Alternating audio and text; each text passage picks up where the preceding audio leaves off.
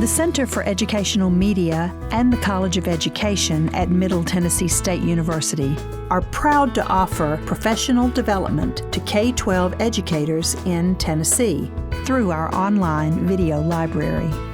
These videos are aligned with standards set by the Tennessee Department of Education. For more professional development videos, check out our website at www.mtsu.edu/CEM.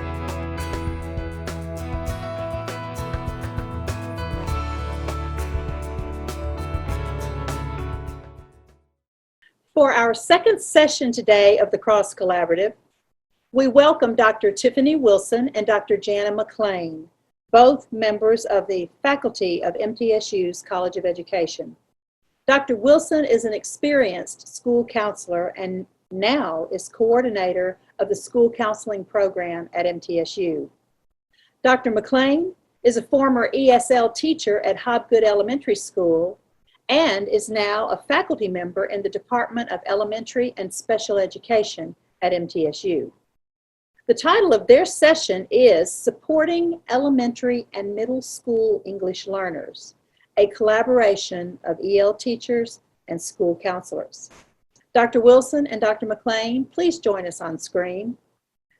So I'm really looking forward to this session from the two of you because you are experts in this area. So I'm going to give the screen to you and please take it away. Thank you, Dr. Clark. We are so excited to be here and share this information with you.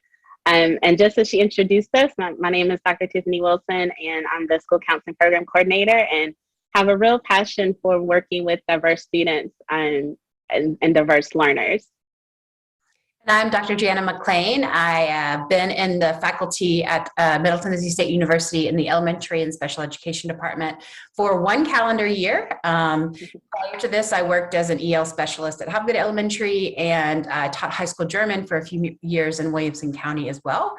So I'm a language nerd. I love language, and I also have a heart for students. I really identify as a teacher and feel very strongly that teaching is what I was made to do, and really care about meeting the needs of diverse learners as well.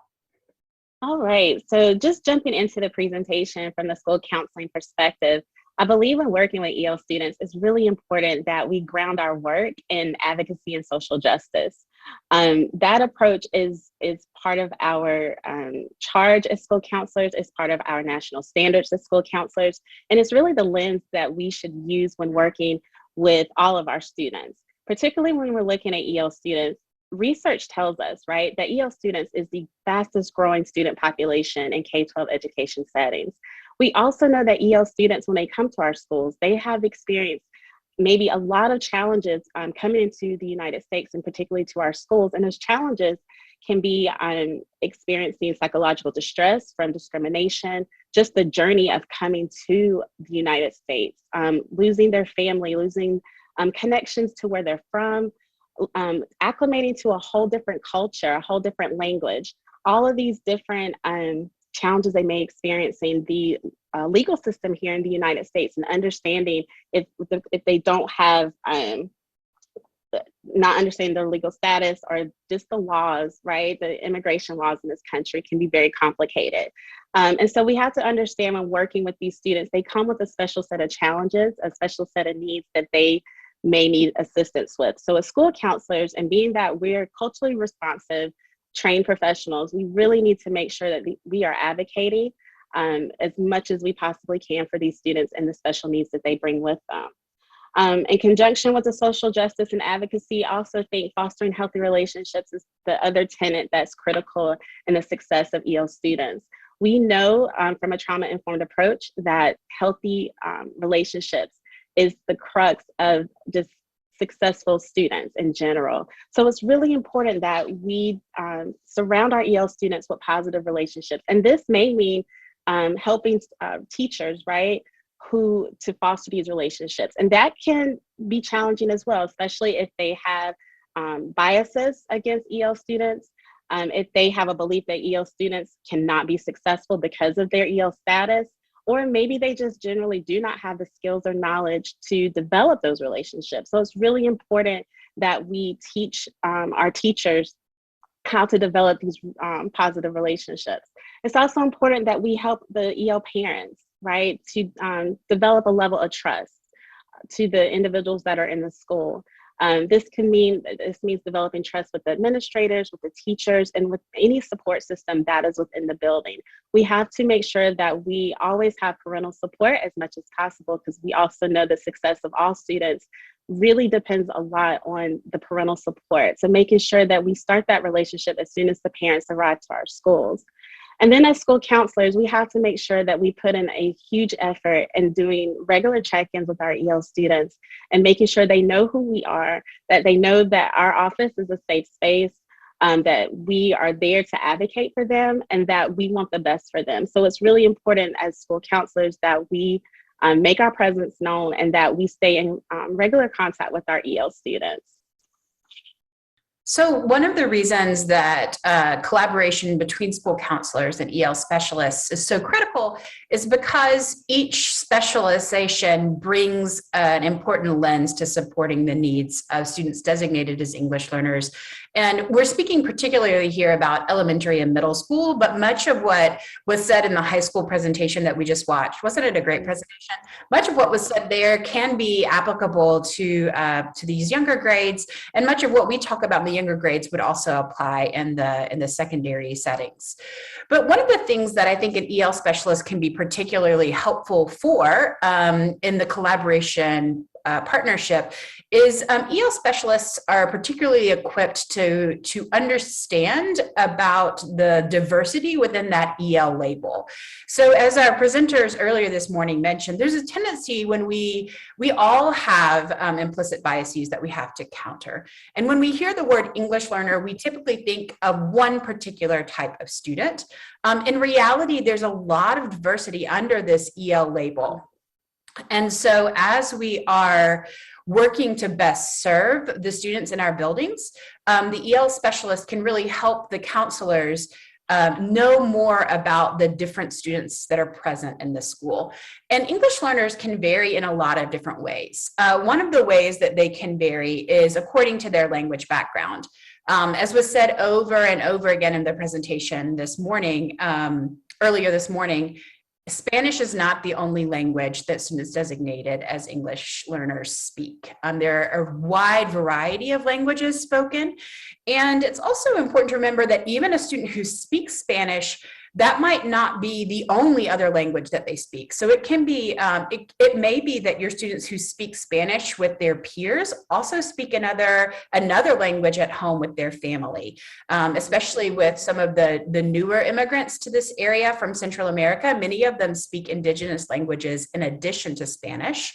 And then are learning English as well. So these students have a wealth of language resources that they utilize regularly, and we are often unaware of the linguistic richness that they have outside of school. Another thing to really think about when we think about who are English learners is their exposure to English. And we have many, in fact, in elementary school, if you are serving in an elementary school setting, most of the students that you will be serving who are designated as English learners are U.S. citizens born in the U.S. if you are working in an elementary setting. That's statistically speaking, most of the students designated as EL will have been born in the U.S. And so when we think about what does that mean for a student who was born in the U.S. and who has been exposed to English from birth, but also exposed to other languages from birth. These students are what you would call a simultaneous bilingual. They've been exposed to multiple languages at the same time over the course of their lifetime. And historically in the research, we've talked about these students sometimes in deficit ways, that they don't have any language completely, for example. But that's really an unfair way to characterize these simultaneous bilingual students because they have masterfully interacted in multiple languages and cultures. And so the problem is less that they lack language, but more that we don't have the right sophisticated tools to measure all of the language resources that they have. So, but that's one type of English learner you might have in your school. You might have what we would call a simultaneous bilingual. And these students are sometimes more likely to turn into like a long-term English learner because they have sort of slick social English and often slide under the radar in terms of the academic language support they might need. So the students can vary in terms of their language background. There might also be students in your school who are what are called sequential bilingual. So a simultaneous bilingual would be exposed to multiple languages at the same time. And then there are some students who, for example, have lived in a typically monolingual environment learning one language and then come to the US where English is the dominant language and they're exposed to a new language. So that's sequential because they have exposure to one language and then they learn a second. And those learners face slightly different demands as they in their language acquisition process. So your EL specialists, if you're a counselor, can be really helpful to help you understand what's the student's language background like. Are they sequential or are they simultaneous bilingual? Also, your EL specialists are a treasure trove of data about students' language proficiency. So when students come into the schools, they are given a home language survey and they are assessed very soon when they begin. And then if they qualify for EL services, are assessed annually with the WIDA exam. And so your EL specialists know in depth about a student's language proficiency in terms of their speaking, listening, reading, and writing.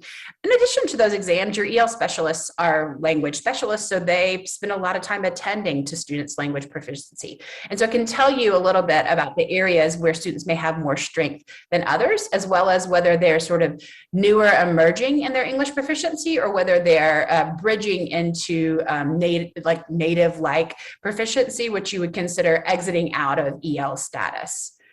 Another thing to consider when we think about who our English learners are, and this was addressed really well in the earlier session this morning, speaking about high school students, is students' immigration status. What's, I think, most key for us to understand as educators is that regardless of a student's immigration status, they have federal legal rights to all public school services. And so it's our job to advocate for all of our students, regardless of immigration status, that they get the same access to public education as all other students in our K-12 buildings.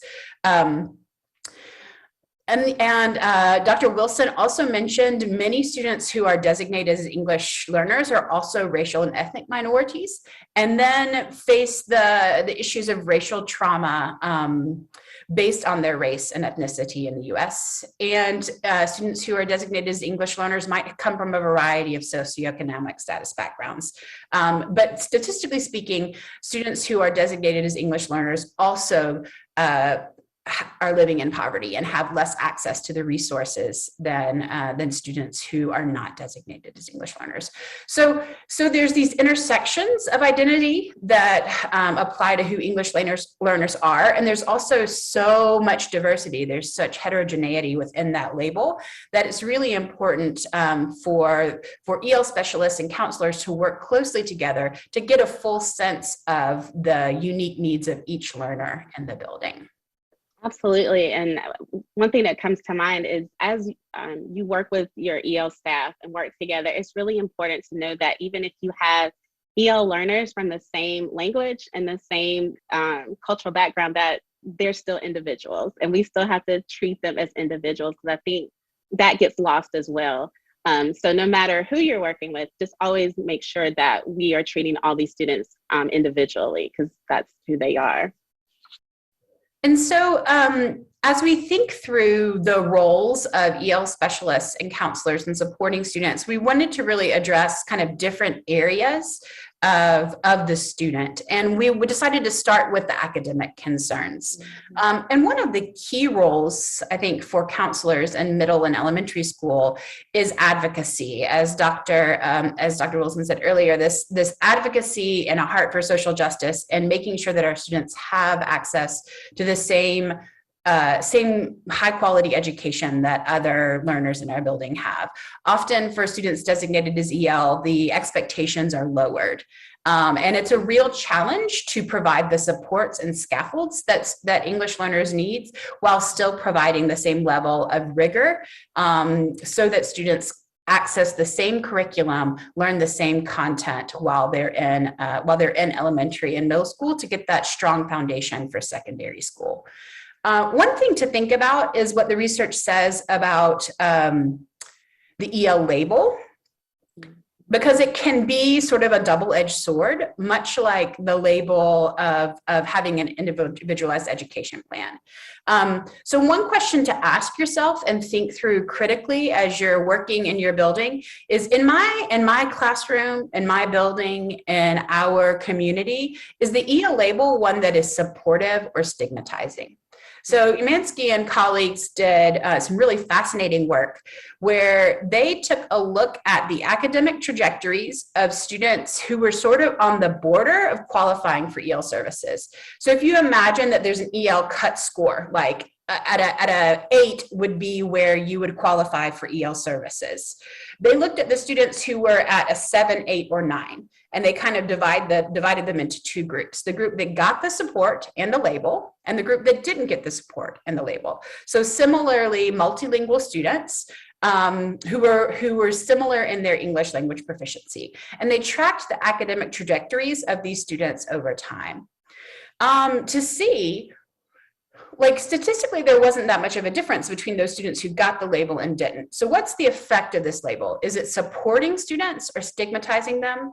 How does it play out in their overall academic trajectories?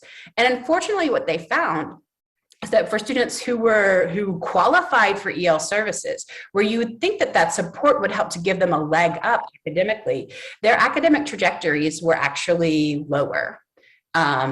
And so that can really raise questions about to what extent do the supports that we give students actually support them, and to what extent do they stigmatize or limit them? We really want to make sure that academically we are maintaining super high expectations and scaffolding up the rigor rather than watering down or diluting the curriculum when we're serving English learners. Another key issue in terms of academic concerns, and this is especially important at the elementary level, is appropriate identification for special education services. So with English learners, there's a tendency when they come into an elementary school for us to say, well, actually, the data is sort of mixed on this in terms of if students are over-identified or under-identified. Some studies have shown that students designated as EL are over-identified for special education. So in other words, there's some confusion in some schools about whether the issue is a cognitive or a learning issue, or whether the issue is a language issue, and students are then over-referred for special education. And I think historically that has been a major concern. But in some districts, it's actually swung the other way, where students who are identified who could possibly need special identification are under-identified. And I think sometimes what happens in schools is we have sort of a either-or mindset, like a student could need English learner support or they could need special education support, but we have a hard time imagining that they would need both, or even understanding how we could effectively implement both for a student at the same time. And so there's been a pattern documented in some research studies that that students are under-identified for special education, which can be a real problem, because if a student is in need of special education support and they're denied that, they're essentially denied what is a federal right to academic support services. So another trend that's been documented in the research is actually one of under-identification early on and then over-identification later on. So you might imagine this playing out in this sort of scenario. A student comes in kindergarten or first grade. Perhaps the student is a simultaneous bilingual and they have been in the US since birth. They enter pre-K, kindergarten, and around first grade, the teacher begins to notice that the student is struggling with decoding. And the teacher brings the concerns to the administration, to the RTI team during the progress monitoring meetings that the student is not making adequate progress with their decoding capacity. And the sort of response is, well, you know, that student's an English learner and we can't discount that factor of language and cultural difference. So I just don't think we should refer them for special education services at this time. And then that student persists in the challenges that they have with decoding, and they get to 3rd or 4th grade and they've been in school for a long time and not gotten the support services they need. And at that point, they get identified for special education services. So the pattern is under identification in the early grades and then over identification in the sort of as they enter intermediate and middle grades is one pattern that's been documented as well. So this is a real concern for us as we think about how can counselors and EL specialists work together. And one is in this advocacy space for really making sure that we carefully pay attention to the needs of English learners and not simply discount their, not defaults, refer them for special education, but also not default to not referring them for special education.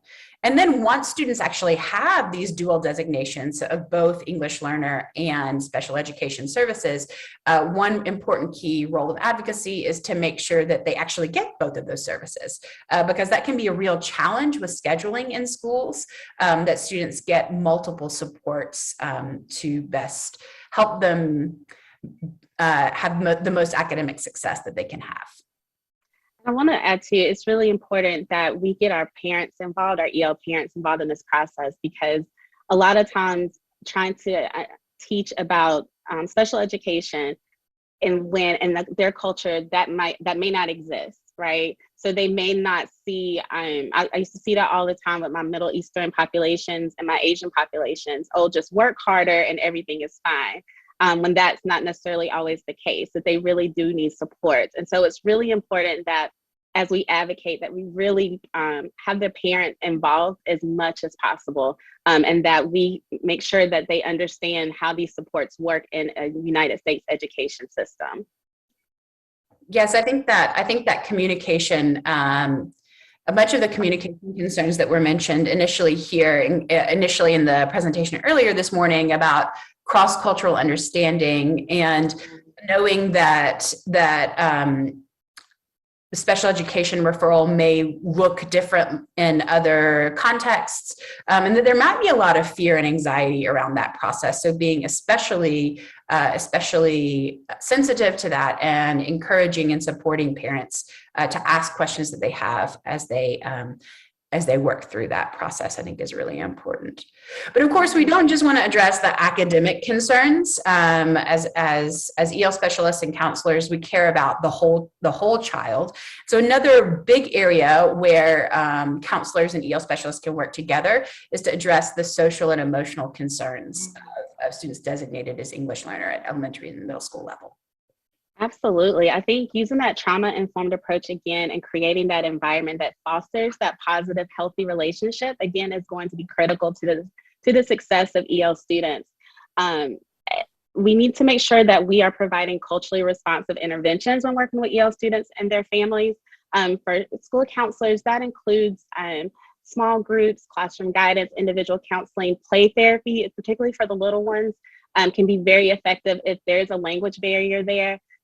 Also using bibliotherapy, in which that's utilization of books that reflect the student's culture, their experience, and maybe even their proficiency of English, right? And so you can use these books so that they can see themselves and we can have a better understanding of their experiences.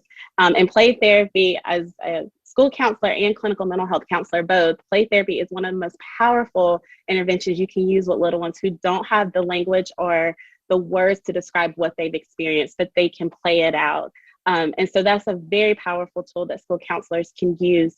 And also just having to the table, talking to the ESL teachers, what's going on, what do you see, what are the areas, challenges that the student currently has, so that when we are providing these interventions, these direct services, that we have that information in hand so we know how to guide the sessions and the interactions and the intervention. So it's really important that we provide these culturally responsive interventions to give a safe space, so these students can just have that headspace to say, okay, this is a safe area. I'm going to be okay here. I have the support that I need. And I think the more that we can connect with our ESL teachers, the better those interventions and the more powerful those interventions can be.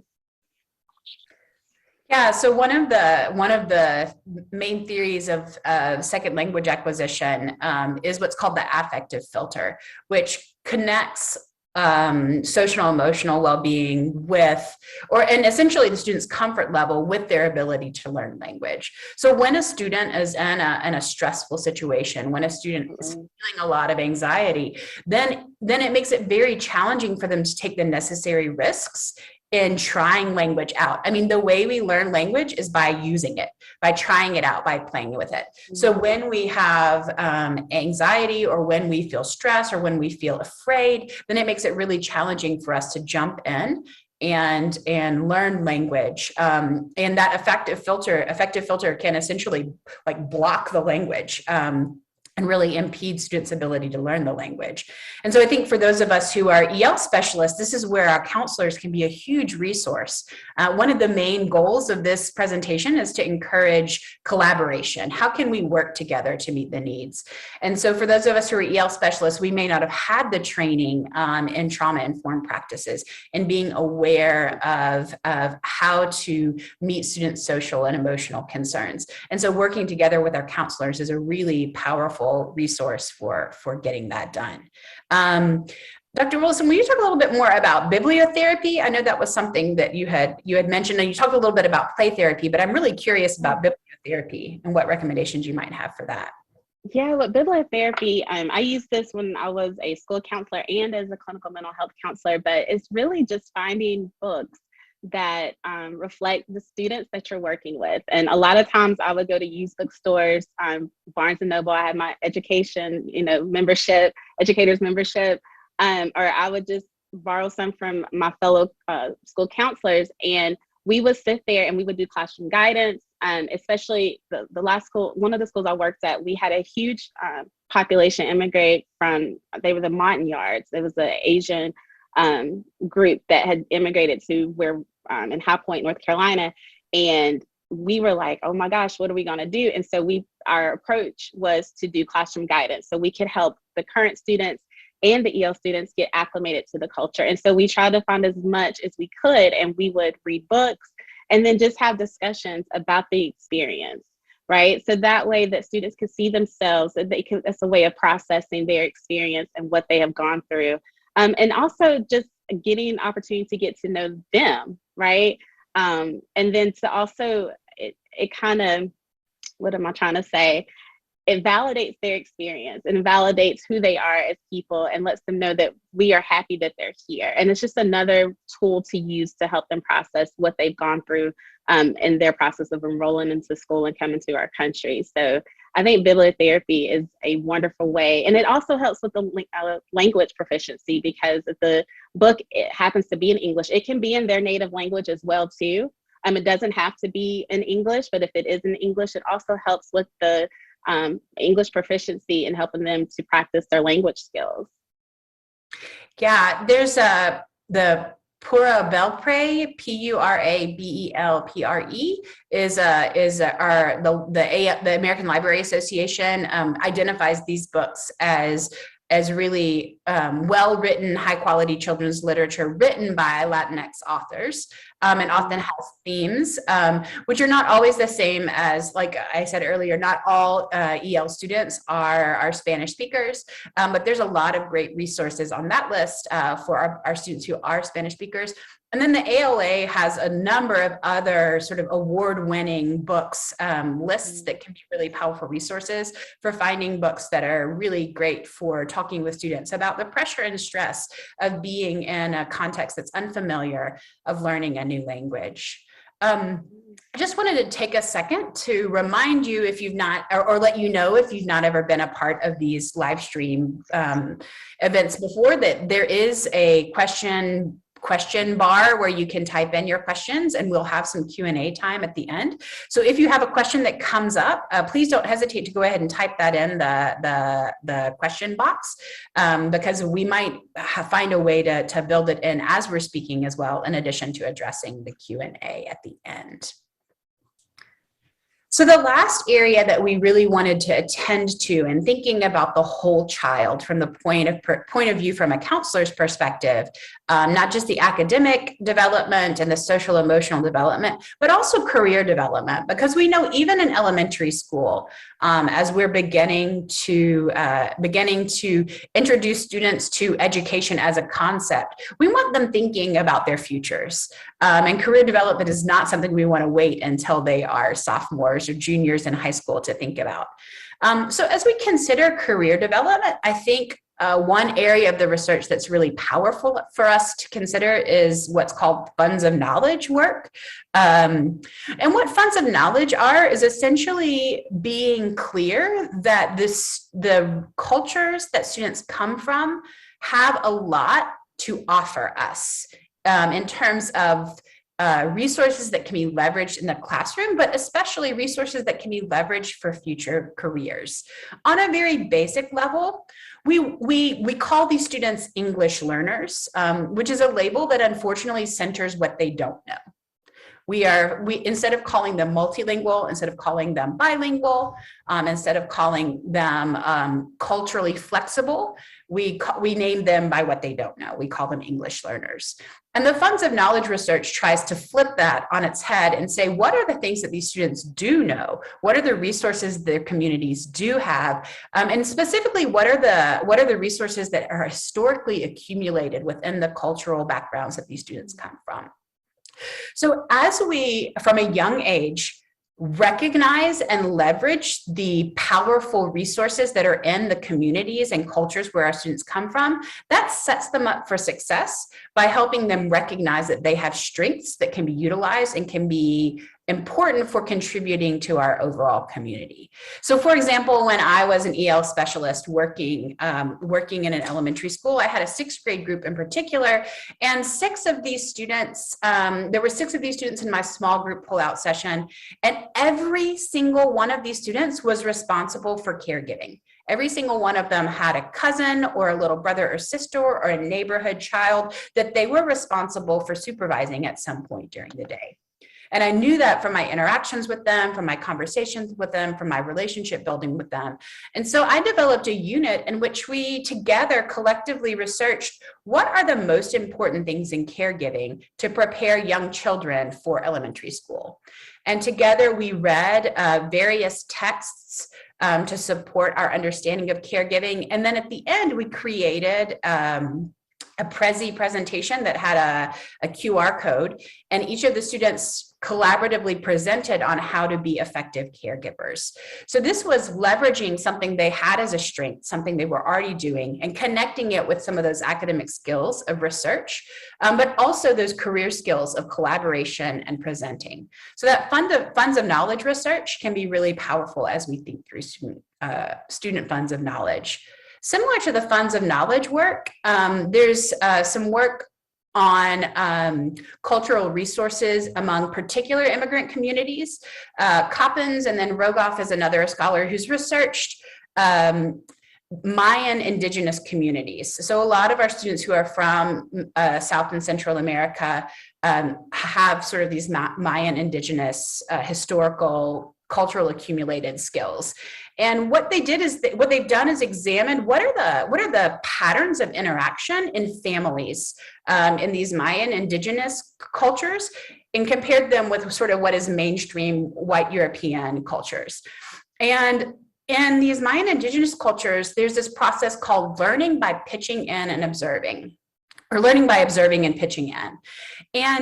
And from a young age, students or children are taught to watch what's going on in their surroundings and then engage and support and pitch in and help, which is a very different model in the European Western model. I know the way I teach my children, I have 2 children at home, is I explain to them verbally do this, do this, do this, do that. And then I watch them do it and I stop them and tell them how they're doing it wrong.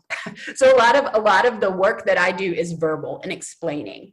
Whereas in this Mayan indigenous family culture, the tendency is for the parents to do and the kids to watch and approximate, and then the parents encourage and guide continued approximation. And there's sort of the expectation from a very young age that children as young as 2 and 3 are active contributing members to the family community, and they're expected to learn by observing and pitching in. And so that's something that we can also think about in terms of both academic and career development, that for many of our students have strengths in terms of wanting to be and so are sort of used to being active members of the community and are used to taking an active role. And when we ask them to sit passively and wait for us to tell them what to do, that can be a challenge. So that's a fund of knowledge. That's a fund of knowledge that can be leveraged as we think about helping our students see their place in the world, because career development is not just about getting a paycheck, although paychecks are great. It's also about helping them see what they were made to do, how they contribute, how their unique skills and talents and individual personality can contribute to a richer community. So thinking about that community-oriented aspect of career development could be really beneficial and useful for students designated as English learners. And to piggyback that, a lot of the career development assessments that school counselors have access to can be translated into multiple languages. So a lot that Dr. McLean was talking about are several assessments that you can use with elementary and middle school students that look at their, what do they value, their value system, their interest and things of that nature, so that you can get a better idea as school counselors when you're planning your career development activities. If you're bringing in guest speakers, if you could bring in individuals who maybe speak their language or come from their cultural background, when you're planning field trips to local colleges or to even local businesses and things of that nature, that when you get to the community, get to the local college, whether it's community college, four-year college, that when you have guests that are there, maybe they're from the cultures that are represented in your school, that you have access maybe to the International Student Association, that they can be present. If you have dual diagnosed students that are EL status and also students with special education needs as well, that you have disability services there. So this way you're exposing them at a very early age of the higher education system in the United States, and start planting those seeds that this is how you can still participate in higher education, or these are some of the jobs that you can, that matches your value system and matches your belief system, that matches what you're comfortable with and matches your skill set, but also gives exposure to many other things. Regardless of EL status, I think one of the most important things when we're talking about career development is that we provide exposure to so many different career opportunities, because it is so critical that we do start that career development exposure as like the first day of kindergarten, because career is such a huge part of our lives. They really need to have a good understanding of what that is, and we really need to look at the strengths and have that strength-based approach of what these EL students and their families bring, and how we can use that to craft our career development activities for our students. The last thing that we wanted to touch on, and I think that this was really covered well in the first presentation, but bears repeating, as one of the biggest challenges of working with students designated as English learners is this cross-linguistic communication. When we don't share a language, when we don't share a culture, sometimes things can get lost in translation. And so we should arrange for translation services as often as possible. One thing that unfortunately happens all too often is that the teacher who is the EL specialist, and especially in sort of more under-resourced areas, it might be the only person in the building who speaks Spanish, for example, is the most dominant language among ELs in this area. So the EL teacher is the only one who speaks Spanish, and then the EL teacher gets pulled to the office to translate.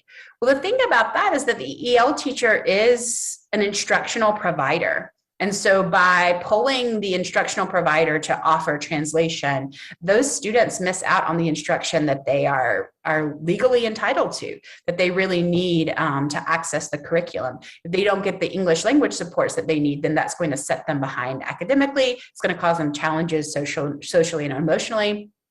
And it can even impede their career opportunities at a later point.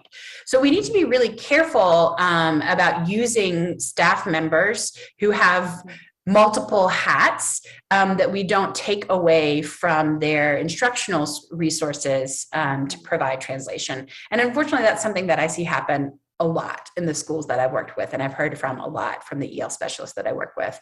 So as much as possible, relying on other resources for translation. It's great if the district or building can offer people who that's their primary role is serving as a family liaison, as offering translation, and then using those digital resources to help with translation as much as possible. And to piggyback off of that, I think when you're interacting with EL students and their families, making sure that, as was said earlier, speaking very slow and increasing wait time for responses is really important, because we don't want to rush, right? They're learning an entirely new culture, an entirely new language, and we have to be very patient. And it's really important, and I think there's power in quietness. And sometimes even if you're sitting in silence, just having that safe space, I think, again, still you're building connection even when there's nothing being said. And even if there's very limited understanding going on, a student can still feel, parents can still feel that, you know what, they're trying their best, I'm trying my best, and we're going to figure this out.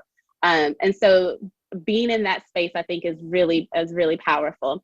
And also connecting with families with local resources. A lot of times when you have families that come to a specific area, there may be an already established culture that's present in that area. And so going out into the community and connecting with maybe already current families so that they can have more supports, I think, is very helpful. As a former school counselor, I was heavily involved in my community. I was out there going to different places, meeting people outside of school, going to events and things of that nature. You have to know who's in your community. If everything's not going to be in, it's something that you can Google. It may be an elder in the community that can provide more support or provide information about specific culture. So really, I think, as educators, we have to get outside the walls of the school. You have to know who's in your community. You have to know who to talk to within the culture and outside of the culture as well. Just whatever we can do to provide the maximum of local resources as possible.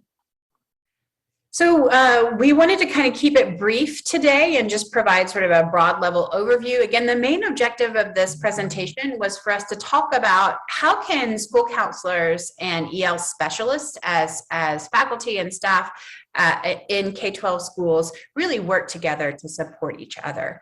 So at this point, we'd like to open it up to any questions that you may have that we can address. Oh, wow. This is great. So we do have some questions, and I'd like to start with a comment that came early on. Ms. Deborah France, who's State Director for ESL in Tennessee Department of Ed, did write early on, "Thank you so much for the discussion around identifying ELs for SPED services, under and over identification, and the coordination of those services for those dually identified. Most appreciative." So that's from the State Department, Ms. Deborah France. And I'm sure she's not the only one with that feeling, that appreciation. It's an important discussion. We hope to have more of it in the Cross Collaborative. But here's some questions. There are two questions that are sort of related, so I'll give them both to you. And one of them, it says, when you say counselors, are you also referring to school psychologists? I believe they do our testing for IEPs. And then a related question is, How do I advocate for students that need more services other than ESL when the school psychologist is dismissive because they are ESL? I know they aren't counselors, but how do we help students get the supports they need? So when you're talking, I'll address this counseling part. So when you're talking about testing, right, for special education services, absolutely that goes to the psychologist. But as school counselors, we need to be at the table. We're talking about educational services for students who are both labeled as EL and as a part of special education, because I think school counselors, we have a niche when it comes to resources, when it comes to helping students matriculate through education, that if we're at the table, we can be very effective in those conversations and helping parents navigate that, what to advocate for, what other, things that they may need to be successful moving forward. And so, no, we do not do the testing, but I do think school counselors can play a very powerful role in being at the table with students who have both diagnoses. Yeah, Dr. Wilson and I had this conversation as we were preparing. Is this more a school? That was a question I had because I'm not as familiar with the counseling role. Like, is this a question of school psychology or is it a question of school counseling? And the main thing we wanted to hammer home for this counseling and EL specialist collaboration is the advocacy piece, that counselors can be really effective advocates. And while school psychologists are the ones who do the assessing, counselors do have an important role to play. And it's unfortunate to hear that you face some resistance from school psychologists. I know collaborating with different professionals in the building can always be challenging. I think one of the things that can be really challenging for school psychologists is that there's just a limited battery of assessments that they can actually use. And so it can be really, really challenging to find the right assessment for students who are multilingual. Some of the work that I did with my advisor when I was getting my PhD was about trying to use what's called conceptually scored vocabulary assessments that allow a student to label a concept in either language and sort of get credit for knowing that concept. And we found that those conceptually scored vocabulary assessments painted a much better picture of what students actually know than, for example, giving them an English monolingual vocabulary assessment where we compared them, we normed them on English speakers and then giving them a Spanish assessment and norming them on Spanish speakers. For those students who are simultaneous bilinguals, you're measuring bilingual students with a monolingual yardstick. And so both assessments will make them appear as if their language levels are kind of lower. And when you allow for both languages in response, then you can get a much better picture of all the language resources in Student So, but this is an assessment that that's sort of a newer assessment and one that's not as widely available. So one of the challenges that school psychologists have is just a limited battery of assessments that they can use to work with multilingual students. So that's kind of a point of empathy for them. And then the point of advocacy from those who do know about the special needs of students who are designated as English learners.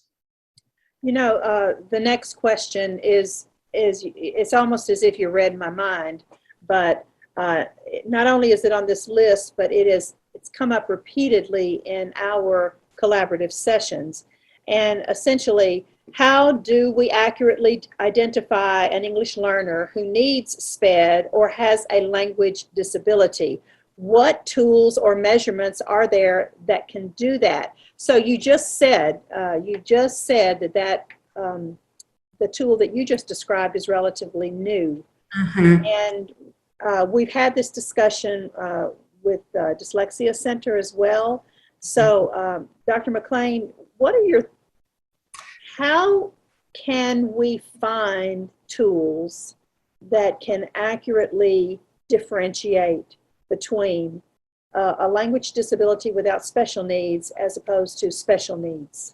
or I don't mean language disability, I mean the process of language acquisition as opposed to language disability? That's a really great question that I think, unfortunately, the research has not caught up with the needs, the realities of schools and what they're facing and the challenges of properly supporting students. I don't think that the tools have caught up with school needs yet, unfortunately. And I am always on the lookout. So I'll definitely continue to try to think through and help find supports. But so the measure that I was talking about, and now actually I don't want to tell it wrong. I'm going to go back and write it down in particular and be happy to share it with anyone. I should have had that prepared, but I didn't think about it, and I want to make sure and get it right. If you will add it later to the Discord platform, yes. People can access it there. But I would love. We've had so many questions on this over the years that I would love to start something in our collaborative program to sort of begin to pull together some resources that we could share with districts on that question. And I think there's the issue of identification and referral. So that's one issue. The other issue is that, theoretically, under our RTI model, students, the whole entire rationale behind our RTI model is that we don't wait to fail, right? That we don't have to wait for students to fail before they get the support they need. So in theory, under our RTI model, students should be getting the supports they need from day one. So if a student is designated as an English learner, but is also demonstrating difficulty decoding, for example, under the RTI model, they should be getting both work with an interventionist and work with an EL specialist. And I know that scheduling can be a nightmare. I remember as an EL specialist, there was one year that around mid-October, I would number my schedules. And I was on like schedule number 28 because we got new students coming in, other students coming out, different needs arise, and we're trying to be as flexible as possible. So I know that scheduling is a nightmare. But for students who are demonstrating challenges with phonemic awareness, with decoding, they really need RTI services immediately.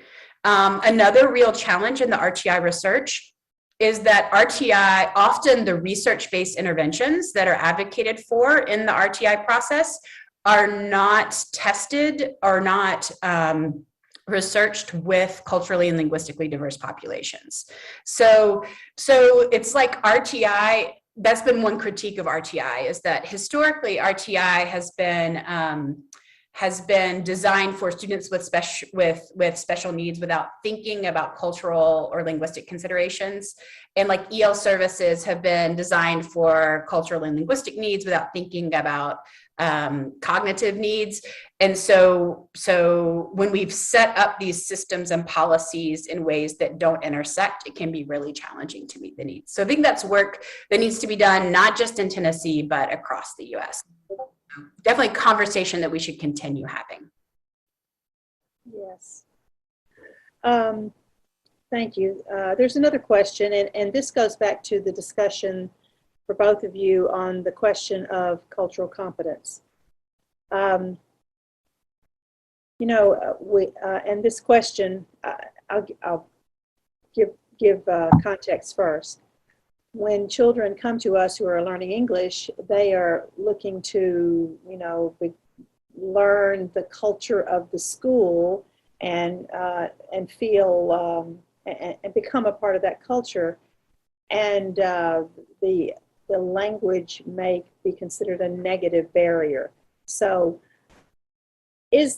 have you had any success, or have you seen how being bilingual can become a cool thing in the eyes of the kids and the teachers who work with English learners? So in other words, a positive stigma to being bilingual as opposed to negative.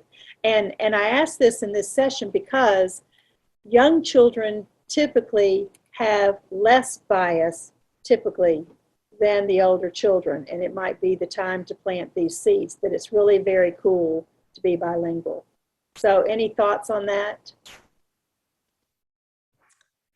I have lots of thoughts on that. This is why I was kind of I'm sure.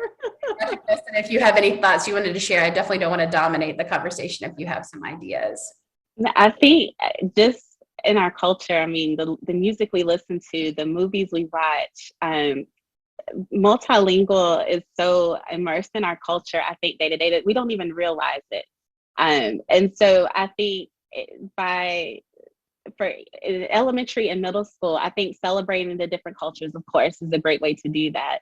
I remember our EL teachers would put up, they would have them paint these portraits of themselves and different things around themselves that dealt with their culture and their language, and making it just part of the norm of the school. But I do also think that it goes to, as what you said, the younger people is so much easier with them because they are so genuine and they just innately care for people and they haven't been quite tainted so much by the world. It's a heart problem. I really think at the core of everything, it's a heart issue. And if we can start teaching children at such a young age that you care and love for your neighbor because they're your neighbor and nothing else, and that you value this. And like, hey, do you want to learn how to do this? Right? It's because I think that's United States gets it wrong in education on the language part. I feel like everybody should know more than one language. And so I think flipping that it can be so powerful. And starting language in the US system schools earlier than I think some schools don't start till like middle school. And so it's just yeah, but I think it's so immersed in our culture already and just playing on that. But yeah. Yes, I think one important piece of this that is, I wholeheartedly agree with you that it's a heart issue. I think another really important part of this that's being brought up in this question is that there is such a thing as language stigma. And there's been some qualitative research with students, I'm telling children, 18-month-old children with their families in English dominant contexts that they perceive as hostile, who tell their parents in English, stop speaking Korean, mommy, we speak English here.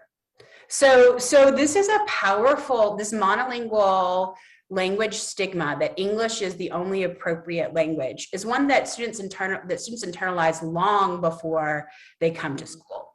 So it almost has to be more, you have to really, really work hard to let students know that their languages are valued. I have a paper that I can also add to the Discord platform after this that I wrote with Dr. Katie Schroet here at MTSU. Katie was a kindergarten teacher before she became a professor. And she was really into culturally relevant pedagogy and had worked on developing a culturally relevant literacy block where she brought in all these different books. And then she had a parent-teacher conference where a parent told her, my son will no longer speak Spanish with his grandmother because he says that Spanish is not cool. So here Katie is in this context where she's really thinking she's doing a bang-up job of being culturally relevant and responsive. And still this kindergarten student was internalizing the messages that he got from the school that the whole curriculum is in English. Everybody who's cool speaks English. All the teachers speak English. English is what gets me power in this space. English is what I need to embrace, and I need to get rid of the Spanish heritage that's such a big part of my life. And so then after that devastating conference with the parents, Katie decided to be much more intentional about bridging language in her classroom. So she read multilingual texts and talked about, look at what a powerful tool this is. And then when a student who could speak Spanish could offer insight about the book that was multilingual, she said, hey, look, this student has knowledge that she's really bringing to our learning community. So, and that began to shift the attitudes. But she made it very explicit. They had very direct conversations about the power of knowing multiple languages and what knowing more than one language can do for you. And they really celebrated learning different languages. Another story I'd like to share is with some colleagues of mine who did research where they had iPads and they invited the students to take pictures from their homes. And this was a pre-K context, so in a very early childhood. And then they invited the students to write about these pictures in multiple languages on the iPads and then record their voices. And in this classroom, it was a multilingual classroom where there were some English dominant speakers, or primarily English monolingual students. There were Spanish speakers, there were Nepali speakers, and Arabic speakers. And interestingly enough, the Spanish speakers took up the invitations from the teachers to share multiple languages on the iPad. The Nepali and Arabic speakers didn't. So when we think about language stigma and language hierarchy, we often think about English and everything else. But there's this other reality where, like, Spanish is a dominant language, and there's lots more messaging that Spanish is okay than some of these other languages. And I unfortunately have been in schools in Middle Tennessee where Arabic speaking students were told not to speak Arabic. That because there were no adults in the building who could speak Arabic, they were not permitted to speak Arabic. So language stigma continues to be a real issue in classrooms, and we certainly need to actively combat it. It's not enough to say it's okay to speak another language. You really have to make it clear to all students that all languages are valued. So this is my soapbox. Yeah, I know earlier Andrew talked about the soapbox. This is mine. I could talk about it for another hour. I won't, but if you ever want to get coffee and talk with me about this issue, I could talk to you for a long time about it. Well, Dr. Wilson, Dr. McClain, that's all the questions that are here for now, but I have a feeling there are a number of other questions. We do ask participants, if you have other questions, add them to the Discord platform. I'll ask Dr. Wilson and Dr. McClain just to check the platform over the next week so they can respond to your questions. But wow, this was a great presentation full of research-based ideas and ways to stimulate our thinking about how to reframe this, how to look at it, and how to resolve and address some things that we see with children in elementary school and in middle school. I truly thank both of you for your time today, for your expertise, and I do want to tell our viewers, by the way, Dr. Tiffany Wilson is our faculty coordinator for the School Counselors Collaborative, and Dr. Jana McClain has recently agreed to be the faculty coordinator for the ELL Collaborative. So we have the two leaders in this initiative here on screen with us today. Thank you so much, Dr. McClain, Dr. Wilson, for your presentation today. And we will end our cross collaborative today. So I just wanted to say to the viewers, if you want to be added to our mailing list, or if you want to know more about the PK-12 Collaborative at MTSU, please go to our website at mtsu.edu/CEM and request to be added to our mailing list. Then you'll be kept up to date with what's going on in the collaborative.